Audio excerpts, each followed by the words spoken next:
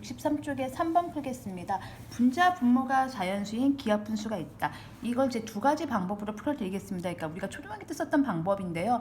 그게 꼭 나쁜 방법은 아니거든요. 나열해보고 유추해봐서 찾는 거기 때문에 그 방법을 먼저 풀고 두 번째는 식을 세워서 한번 풀어보겠습니다. 이제 내용은 비슷한데요. 이제 접근하는 방식이 조금 다르겠죠.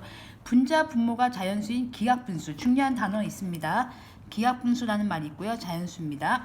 이 분수의 분모에 3을 더하면 18분의 5와 같고, 그래서 그냥 이런 기하 분수를 제가 편의상 x분의 y라고 하겠습니다. 근데 여기에다가 이 분수의 분모에 3을 더하는 거죠. 그래서 분모에 3을 더하면 분자는 가만히 있죠. 18분의 5와 같다고 합니다. 자, 그럼 18분의 5도 지금 기하 분수이기 때문에요. 얘가 18분의 5랑 같을 수도 있고요. 두 배를 한 36분의 10이랑 같을 수도 있고요. 54분의 15랑 같을 수도 있고요. 굉장히 많은 숫자가 나올 겁니다. 이 중에 이제 답이 있겠죠. 그러면 만약에 이런 경우를 해보시면 이렇게 되면 x하고 y가 결정이 되는 거죠. 그러니까 18분의 5일 수 있죠. 그럼 x 같은 경우는 y를 위에 쓸까요? 그냥 편의상 y를 위에 쓰겠습니다. 그리고 x를 밑에 쓰겠습니다. 그러면 이렇게 되면은 y가 뭐가 되는 거죠? 5가 되는 거고 x는 얼마가 되는 거죠? 15가 되는 거죠. 근데 이러면 안 되죠. 왜냐면 x분의 y가 기하 분수이기 때문에 이렇게 약분할 여지가 있으면 안 되기 때문에 얘는 자격이 없습니다. 그럼 만약에 이렇게 된다면 y하고 x하고 비교를 해보면 y는 10이 되는 거고요. x는 3을 더 36이 되는 거니까 33이 됩니다. 그럼 일단 기하 분수인 건 맞네요. 그러면 두 번째 조건 확인해야겠습니다. 이 분수의 분자에 3을 더하면, 즉 분자에 3을 더하면 여기다가 3을 더하는 거죠. 그러니까 이게 33분의 10이었는데 분자에다가 3을 더하면 13이 되는 거죠. 이게 3분의 1보다 크니 이걸 물어보는 거가 되겠습니다. 그러면 3분의 1은 33분의 11을 얘기하는 거죠. 통분을 하면 걔보다 큽니다. 네, 답이네요. 자, 그러면 33분의 10이 답이 되겠습니다. 그러면 요거는 이제 해볼 필요가 없는데 답이 나왔기 때문에요. 근데 한번 해보겠습니다. 예를 들면 y가 15고요. 그럼 이렇게 되면 x는 얼마죠? 51이 되죠. 근데 이것도 3으로 약분하죠. 이건 기하 분수가 아니기 때문에 얘도 탈락입니다. 이미 답이 나왔기 때문에 이런 식으로 답을 구해주시면 되겠고요.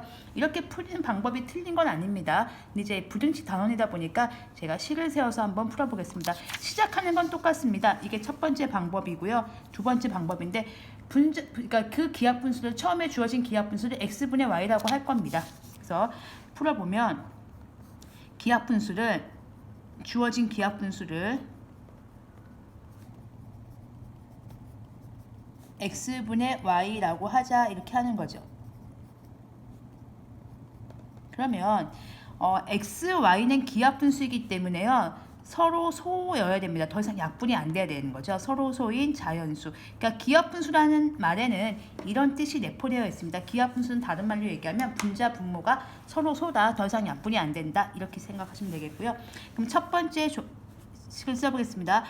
분모에 3을 더하면 분자는 그냥 있겠죠. 그러면 18분의 5가 됩니다. 자, 아까는 이걸 이제 숫자로 접근할 거기 때문에 나열을 했고요. 지금은 식으로 풀 거기 때문에 그냥 전개를 하시면 이 식은 어떻게 될까요? 그렇죠. 18y는 5x 더하기 3 이렇게 되겠죠. 일단 여기서 멈추겠습니다. 그 다음에 이 분수의 분자에 3을 더하면, 그러니까 x가 있고 y에다가 3을 더하면 3분의 1보다 크다고 합니다. 자, 요 식에다가 넣어보겠습니다. 그럼 요 식에다가 넣으면요. 얘도 마찬가지로 식을 좀 정리를 하겠습니다. x도 자연수고 3도 자연수니까 양변에 3x를 곱하겠습니다. 양변에 3x를 곱하겠습니다. 그러면 여기는 x가 약분되겠죠. 그러면 3에 y 더하기 3이 되겠고요. 여기는 3이 약분되니까 x가 되겠습니다. 이렇게 놓고요. 우리가 이제 알 수 있는 것을 보겠습니다. 지금 여기서 해석을 하시면 y는 뭐의 배수가 되는 거죠? 그렇죠. y를 약분해서 5가 됐던 얘기는 y는 5의 배수라는 결론이 나옵니다. y는 5의 배수라는 걸 알 수가 있고요. 여기서 잠깐만요. 정리해 보겠습니다. y는 5의 배수. 알 수 있는 정보를 다 쓰는 거죠. 그리고 x가 아니고 x 더하기 3이 18의 배수인 걸 알 수 있습니다. 자, 요런 단서를 가지고 이제 어떻게 접근할 거냐면 요 식과 요 식을 연합을 할 건데요.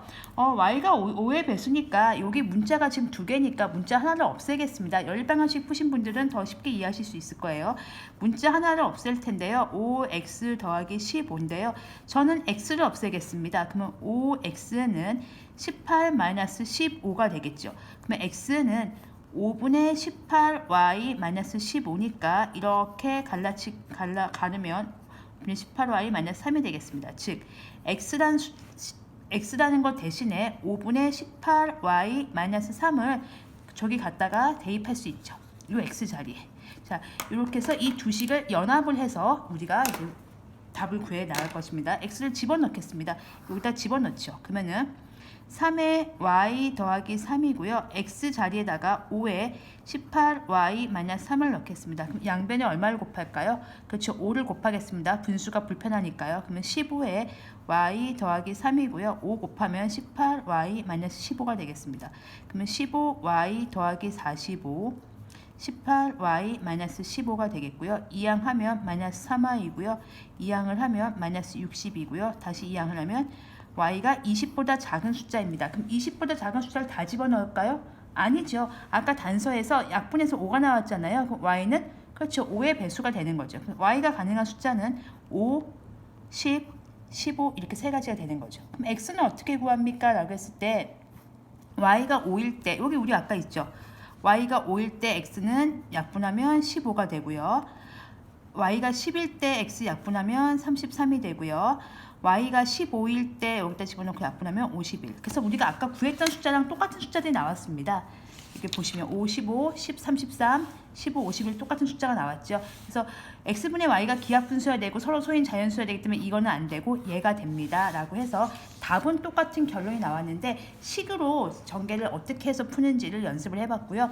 식으로 안 푸시고 그냥 이렇게 숫자 나열해서 푸셔도 괜찮습니다. 근데 다만 얘는 이제 몇 개 안 해보고 답이 나와서 다행이었지만 답이 안 나올 경우도 있기 때문에 식으로 세워서 접근하시면 되겠고요.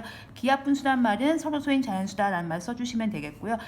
문제에서 주어진 조건을 가지고 식을 변형을 할 거고 문자가 두 개이기 때문에 하나를 줄여서 몰아서 단서를 찾아가면 되는 거고 y가 20보다 작은 자연수 다 집어넣을 필요 없이 y를 약분하면 5. 이거 유한수에서 많이 보셨죠?